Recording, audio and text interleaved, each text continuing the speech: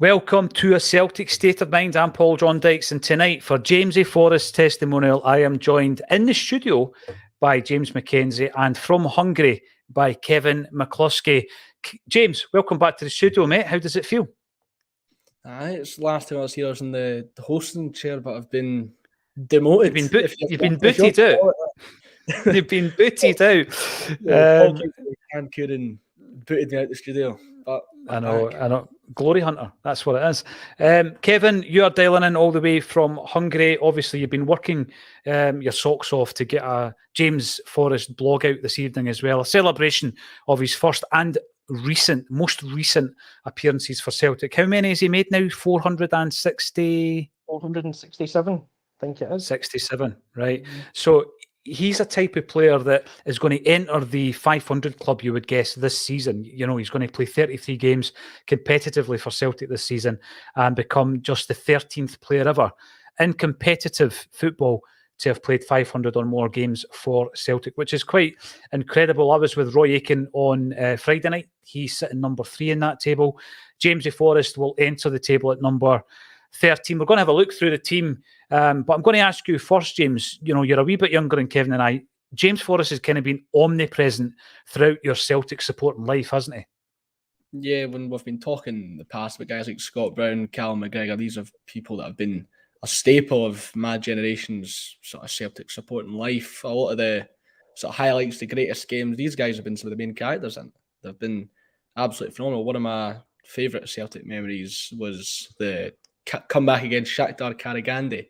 We came back again and said it was James Forrest's late goal that won it all. So it's good that he's getting his testimonial. It's good that it's going to be in front of hopefully a big crowd as well. We'll need to see when the game actually comes on how many people are in attendance. I know a couple of people from Acsom are there, but I hope we can get quite a lot of people out to celebrate James Forrest. Well, the thing is, Kevin McCluskey, you and I had planned to be on tonight's match day footage, but unfortunately for James anyway, he has been drafted in because he didn't quite make the Bonnyrigg game against Kilmarnock B. So I know you would much rather be here, even though that wasn't the plan, James. Yeah, I've found myself in the Acsom studio when I should probably be in Ayrshire right now. But again, like I said, I get to celebrate James Forrest. Yeah. You know, on a Monday morning, what I do is to start the week off, Kevin, I now take a wander around Paradise, and I was obviously there yesterday morning in the rain. And it's interesting when you're looking at the big stadium and you think to yourself, like, the only people in there are in the bills or the offices and all this kind of stuff. And right now, you know, that 50,000 people without fans, football is nothing, right? And this is the famous quote from, it was Sir Matt Busby that said that, according to the Man U fans. No, we know who said it. It was Jock Stein. But you look at that, just a big empty theatre, and then you add the support in there, and it just makes it a special occasion. It's brilliant that there's an estimated 50,000 plus at Celtic Park tonight, isn't it? It is, and I really hope there is that 50,000 there, because I think James is one of the guys that absolutely deserves it, you know. When you're saying about football stadium, there's just something about them, like there's a mystique about them or whatever. To go to a stadium like that, like Celtic Park or any stadium, though, when it's empty and it's not on a match day, you actually really feel something, like something almost mystical or whatever. You know, you're walking down and your mind just goes to scenes of folks celebrating last minute winners and what have you. And like James has already mentioned, the other James got a pretty famous one against Karagandhi that everyone remembers. And, you know, football stadiums have got these things, they just evoke emotions and memories, and it's brilliant. And like you say, just to be there when there's no one else there actually makes it a bit special, because you can get lost in your own thoughts and what have you. So aye, great. But for Jamesy tonight, if he does get his 50,000, as I say, I think he totally deserves it, because he's been one of those guys. It's just he's stuck through the club.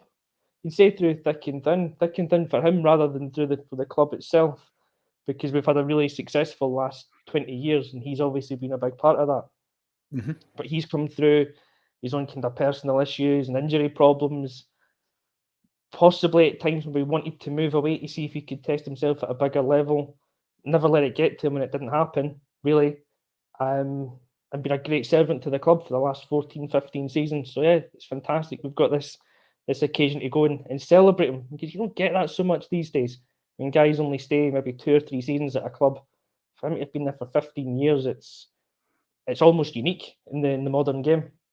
Yeah, and there's James drinking out a Tommy Burns mug. He's another player who's in that top 12 at the moment of players to have played 500 or more games. Chancellor, welcome to the show. You're commenting on YouTube. Anyone else who wants to make a comment, subscribe to the YouTube channel and you'll be able to do so. Congratulations to Jamesy and hail to all. It's great to see new and familiar faces in the comments section. I'm going to say to you though, James, I think that there's a different hue to this game. And what I mean by that is I've been to testimonial games, I've seen testimonial games. It becomes a celebration. Sometimes there's guests play and all that kind of stuff. I mean, you can go back. I remember Celtic playing in a testimonial where Christian Daly played for Celtic and Jason McAteer played for Celtic. And in previous times, Kenny Dalglish turned out for Celtic for the Davy Provan testimonial. And you get all that kind of thing. It's a celebration and it's a bit relaxed. Tonight really isn't like that, and that's due to the fact that we've had a managerial change. And I've been saying all pre-season that the Wolves game and tonight's game are the ones where Brendan Rodgers will want to fine-tune what's going to be his starting 11 for Saturday against Ross County. Yeah, and you can see that when you look at the defence, for example. His new signing, his centre-back is starting ahead of the first game of the season. And a lot of people really back Starfield. I think he should be the man to start, but it seems like that could be Brendan Rodgers' starting centre-back pairing for the season coming. As you mentioned, when you get a different manager, pre-season takes a completely different feel.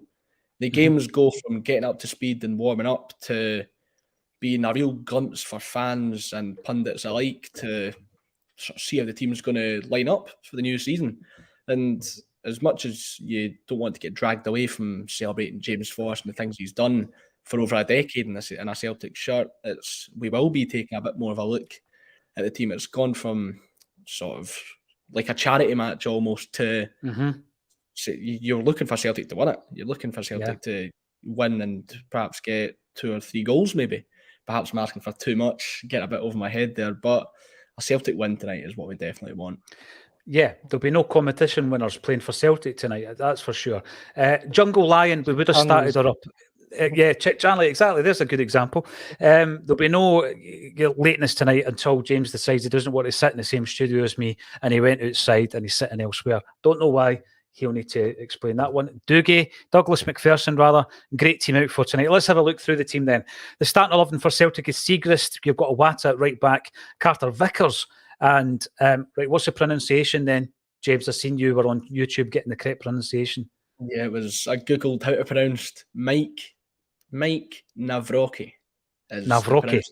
Although we had a automated woman's voice saying Nawrocki. So Nawrocki, however you want to pronounce it. I think we'll go Nawrocki. Yes, it's a bit easier. Absolutely. Taylor at left back. You've got a midfield 3 of Kwon making his first start, of course, for Celtic, McGregor and Hatate. And then up top, Jamesy Forrest gets a start. I'm sure he'll get taken off at halftime. Maeda and Kyogo as well. On the bench, Hart, Bain, Starfelt, Scales, Haksabanovic, Abada, Yang, Turnbull, Holm, O, Bernabe, O'Reilly, Kelly, Ralston, Welsh and McPherson. And we do expect, Kevin, for there to be loads of changes at halftime. Is it going to be 2 different 11s for each half?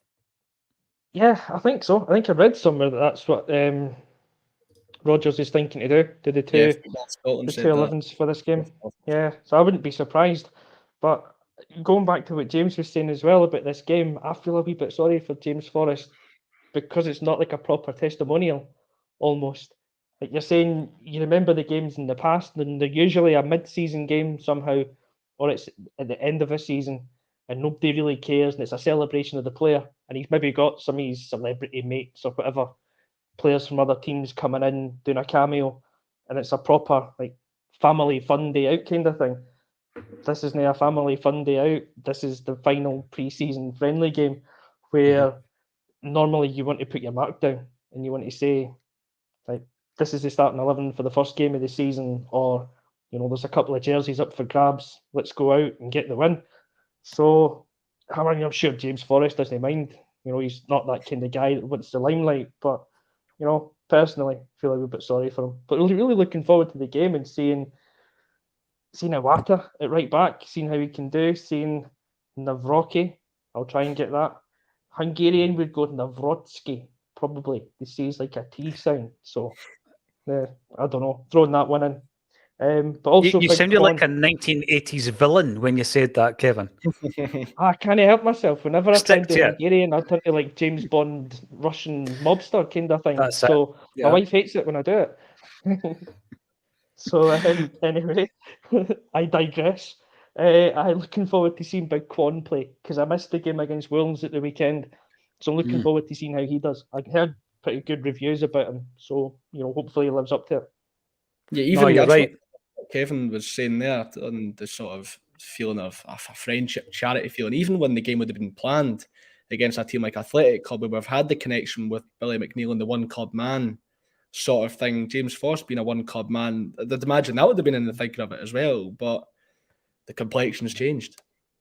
It has. And as Daniel says, for me, I'm more excited to see the game tonight because it isn't an exhibition match. It's not got that charity kind of benefit feel. Interestingly enough, it just came to my mind on Friday night talking to Roy Aitken, and we were talking about his testimonial and how things have changed between what a testimonial meant back in those days compared to what it means now. And the fact that so many more players got it due to the changing face of modern football, etc. And we were talking through them, and I said, yeah, you came up a few times and played. And he was like, all right. And you could kind of see that he wasn't quite sure where I was going with it because he played in the Pat Bonner testimonial, but he played for Ireland. Don't know if you remember this, guys, right? So he played a half for Ireland, having left Celtic. And then I says to him, and Mike Galloway got a benefit game. And Roy Aitken was like, oh, did he? Yeah. I said, you played in that one as well. He can't even remember playing in it. And he did. He definitely played in it because we were wearing that away strip with the black and the white stripes on top with the kind of hatch design. And Roy Aitken was one of the guests. So no guest appearances tonight. As Daniel said as well, Carter Vickers is back in the side. And, he's a player. We were just looking at him before, James. The last game he played was a semi-final, and then he's went away for his operation. He seems to have come back pretty quickly. I mean, I don't know if that was just me thinking that it would take a few games into the new season before he returns. It will be great to see how he stands up tonight. Well, he's been out since April, and we let him off in April to go for the surgery. We didn't want to risk sort of making the injury any worse. And I've mentioned loads of times in the podcast how big a fan of Cameron Carter-Vickers I am. I'd say he is the Celtic defence, and if there's any way to help settle a new centre back into the Celtic team, it would be by having the absolute colossus that is Cameron Carter-Vickers by your side. It gives you all the solidity and the stability that you need in a centre half pairing. And it'll be really interesting. It's great to have him back as well. I think there was a lot of panic from fans when you're looking at lineups for the pre-season games. Oh, we've not done enough, that sort of thing. That's just because Cameron Carter-Vickers was injured. I'd like a centre-back pairing of maybe Starfelt or Welsh or whatever would perhaps have you a bit worried. But as soon as you throw Cameron Carter-Vickers' name in there, the confidence in the team immediately comes back. You don't see any sort of paranoia looking at the starting 11 for tonight, and it's Cameron Carter-Vickers effect. Well, listen, yesterday there was a comment. I do go through the YouTube comments the following day so that people who have not watched live, obviously, if there's any comments, I do see them. And one of the points that was made, Kevin, was the fact that apparently across the board, the contributors on Acsom are always looking to improve on Starfelt and Joe Hart. They're the two players that it has been identified are always highlighted as there could be kind of weak links in the side. I don't think... Well, it could be. I mean, I don't think I subscribe to that. I think what I've been saying is I would like to strengthen at left back. I don't think we need to strengthen again at centre half because we've now got 6 centre halves. I do think we need to strengthen in goals, but that's due to one of the guys who's starting tonight, Siegrist, and also the bench warmer Bain. I don't feel that we've seen enough from those two players to suggest that if this was a big European game tonight and Siegrist has to step in for any reason, I wouldn't be sitting here all that confident. So I think goalkeeper, left back, left wing, and, if it was an ultimate wish list, I'd take a striker as well. Some people are also saying, Kevin, that you need to add another midfielder, a more athletic, a stronger midfielder into the mix. What's your take on where we are here when it comes to the signings and the depth of the squad? Mm-hmm. All right. Do you know, I'd probably agree with the comment that was made that, Hart and Starfelt are the two that seem to get it the most, but I don't think it's unjust, and I don't think they get criticism as such. It's just when you watch them, Carl Starfelt he's a player that's got a mistake in him. You just feel he's got that in him. At the same time, he's solid in the air. He's a really good defender. It's just unfortunate he's the one out of the two that you feel is most likely to make a mistake. He's also been part of the meanest and best defence in the country for the last 2 years, so he's not a bad defender. And I don't think it's really a criticism on him when anyone maybe highlights that.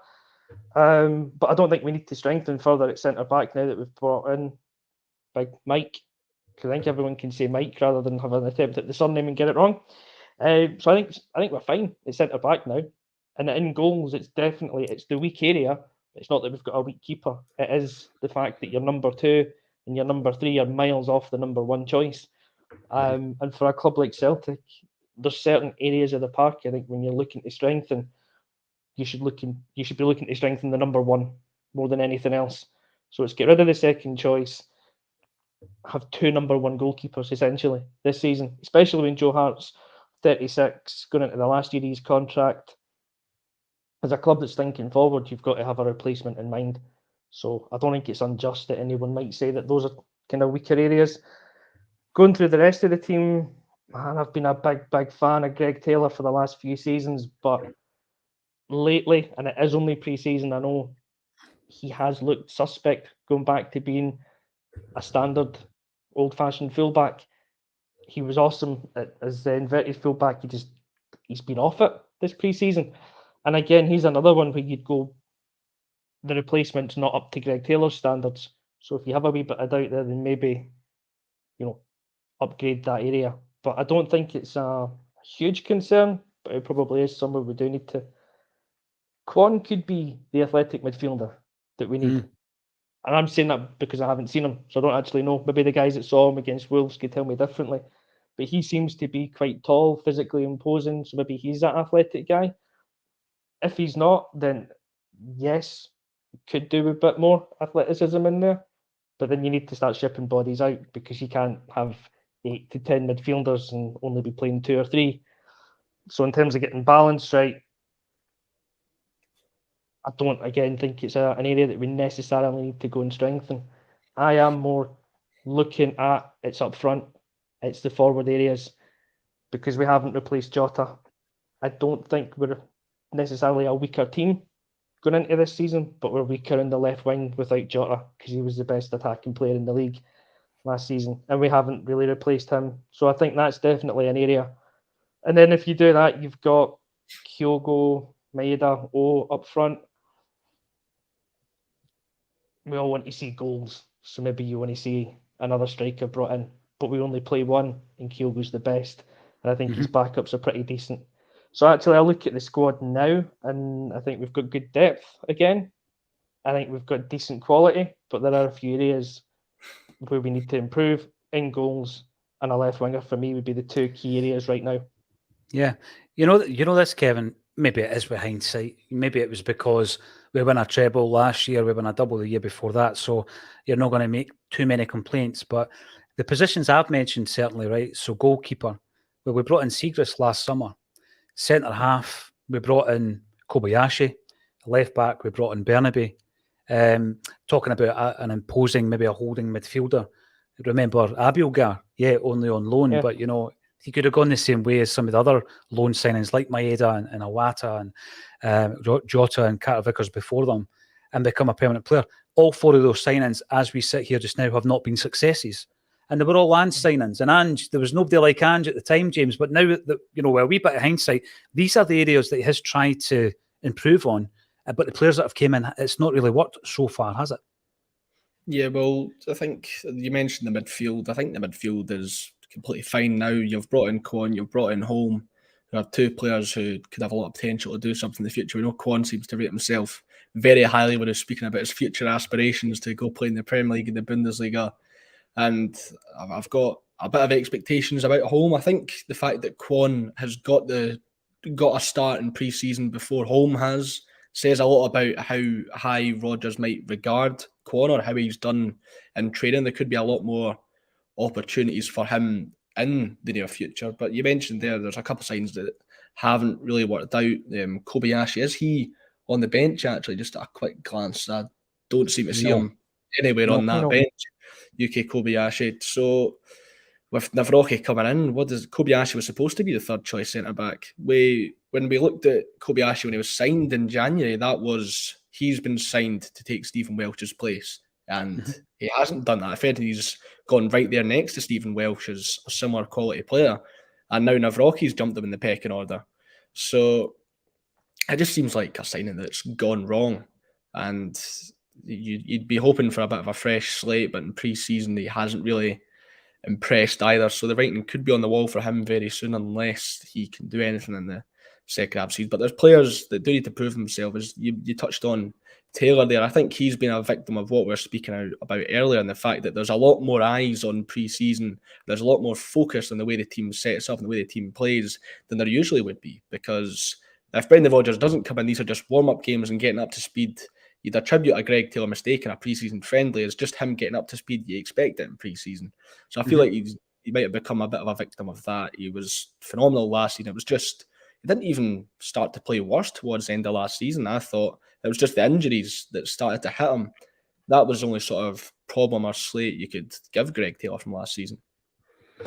Now, we were talking, James, just before the stream there about what would happen tonight in terms of any potential protests. It looks as though the North Curve area is virtually empty tonight. I don't know if they're just haven't taken their seats yet, or if that's a protest of sorts. We know that, there was the tweet that came out in relation to Brendan Rodgers when he came in. I'll ask you first, Kevin. For me, it's not something we want to see tonight, is it? And I don't mean because it's an exhibition game and it's a tribute to James Forrest. This is, the start of a new era under a new manager, and we don't really want protests. Listen, I'm just having a look behind Jerry McCulloch's head there. I don't know what's happening. They're maybe just a wee bit late to their seats, but it does look pretty empty to me. Yeah, you don't want to see this at any game. You don't want to see it at a testimonial for a guy that's given you, say, 14, 15 years of continuous top quality service. It's respectful to James Forrest if there's any protest at this game, because he's done nothing to merit that. And you just don't want to see it at all. It's fair enough. See, if we lose 5 or 6 games at the start of the season, we can protest then. We can protest if the football's crap and the results are rubbish. That's fine. Someone like me can come on a platform like this and can write something on the blog and say, I didn't want Brendan Rodgers back, because I didn't. But he is back, so he's going to get my backing. I don't see the point in a protest of staying away from this game. I want to support my team. If I'm in the country, I'm going to go to the game because I want to support my team. So these protests are pretty pointless, in my opinion, at these times, especially when there's no real basis behind it. So I hope it does fill up soon. And if it is a protest, let's hope it only lasts maybe the first couple of minutes of the game, and then everyone gets in and gives James the support and the recognition that he deserves. It could very well be a protest as well, because if you think of friendlies in the past, even when you'd have like a Blackburn come up from last season, for example, or a Norwich come up, you would still have the North Curve full with a drum and everybody singing songs. It's not as if we take a break when the friendlies are and we come back when the league starts. There could be something behind it, maybe. Yeah, we will find out, I'm pretty sure. Pollock boy, let's focus on wee Jamesy. It's his night. Absolutely, it is his night. But as we were saying at the top of the show, it doesn't feel like a friendly night. It feels like us getting ready for Saturday's curtain raiser. Michael Ross, Europe is a focus lied to again. There's a few fans in the comment section unhappy with the lack of business in the transfer market so far. And I don't think it's naivety. I'm basically saying that I think the fact that we've got a new gaffer in, you know what I mean, has affected the fluidity of the recruitment. So, between now and the end of the transfer window, I expect the players to come in will all have been far more Brendan Rodgers players. Now, I'm not saying he's identified them, he's scouted them all by himself, but I think the involvement of Rodgers rather than just rubber stamping the first 4 that came in. I think the involvement in him in the recruitment process will be far more involved. And, I'm just surmising there, but I do think there will be a few more players in. And hopefully we'll feel better about our European endeavours at that point. The other thing I would say, though, is there's a galvanisation process of the new gaffer coming in. You could argue the toss around who's a better gaffer between Ange and Brendan, but I do think that Brendan Rodgers is coming back as an improved manager from the one that left Celtic. And we've got to consider the fact that there's going to be players in that squad, and I think we've seen some signs of it from Hatate and Abada, who are going to be stepping up even further to different levels this season. So as well as bringing in new players, there's going to be improvements in certain players as well. That's going to obviously improve your chances. And I think potentially the managerial situation has improved as well. But again, that's a massive debate.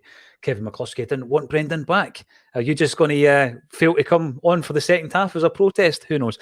Ben Storer, James Forrest named as captain for tonight. Rightly so. Absolutely. James, it's great for him. What was the last testimonial you were at, Kev? What's the last testimonial you were at Celtic? The last one?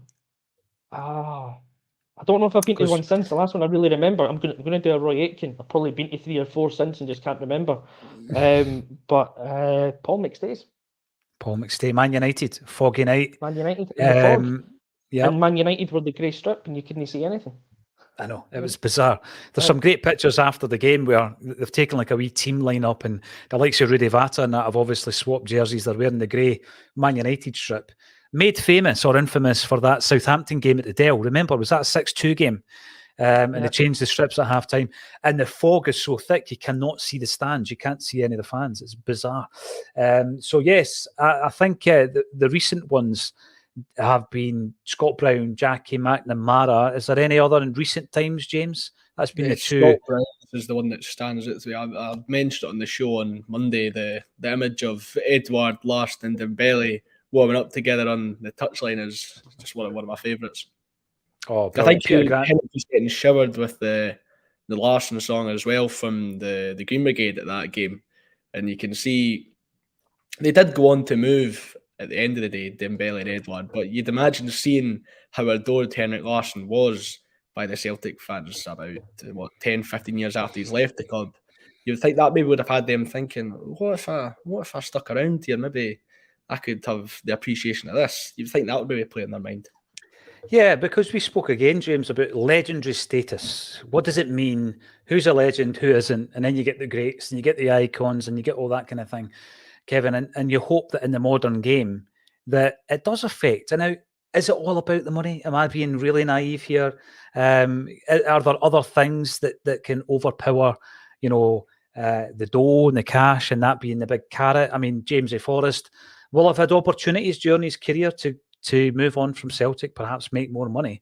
But what he has done is he's been a one-club man.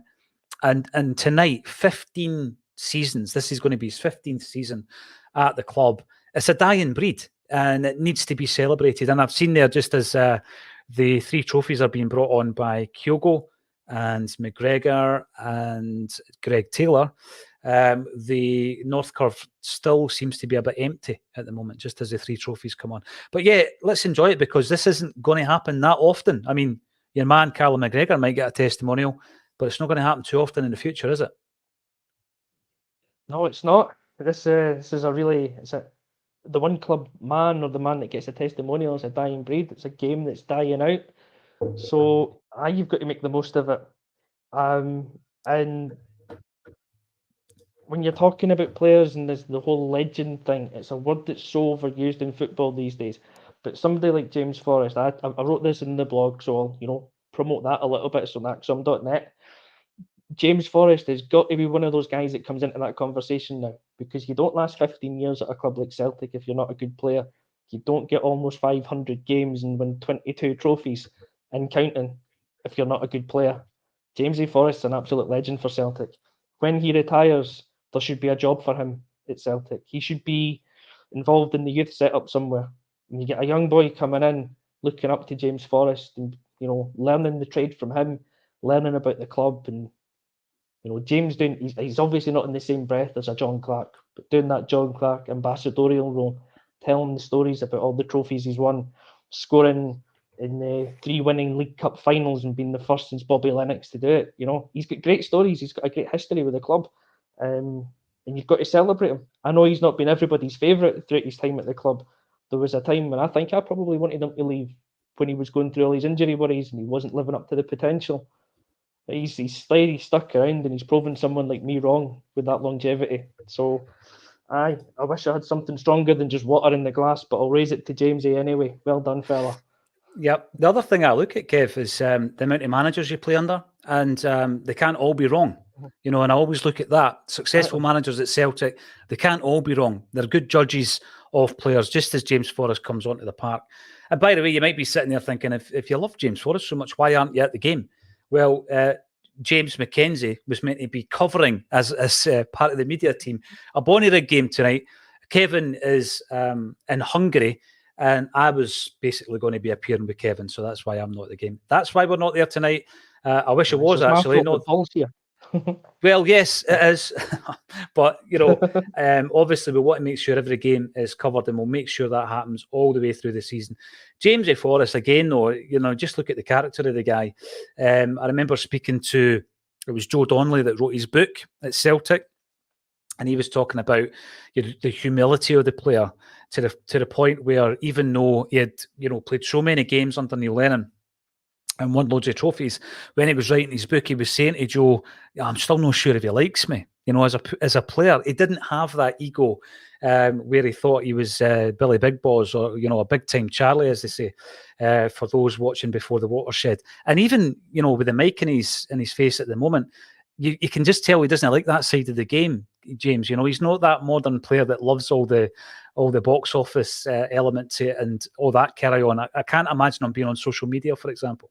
Yeah, John Kennedy mentioned it in his press conference yesterday as well, that of just how humble James Forrest is. He's not the type to brag. If I'd done an appearance with Acsom on the BBC, I would be telling absolutely everybody. Whereas James Forrest is winning treble after treble, 21 major honours, as he mentioned, and he's still remaining as humble as ever. So it's the real tale of character, and that's probably, as you mentioned, why so many managers have taken to him as well, just the type of personality he has. Yeah, I'm delighted to see the turnout, and as I said before, I'd love to be there as well for James. My first testimonial game actually was Tommy Burns back in 1987. I've mentioned that numerous times. You never forget it, and I think it's a great introduction for a kid to go to a game. Normally, because of the exhibitionist feel of a testimonial game, we're not going to get much of that tonight, but we will go to the action because it's live, and I hope for a very competitive match. What's it going to tell us about some of the new guys? What's it going to tell us about Carter Vickers at centre half, Awata at right back, Siegrist coming back into the side? There's plenty of questions to be answered this evening, and I'm really looking forward to it.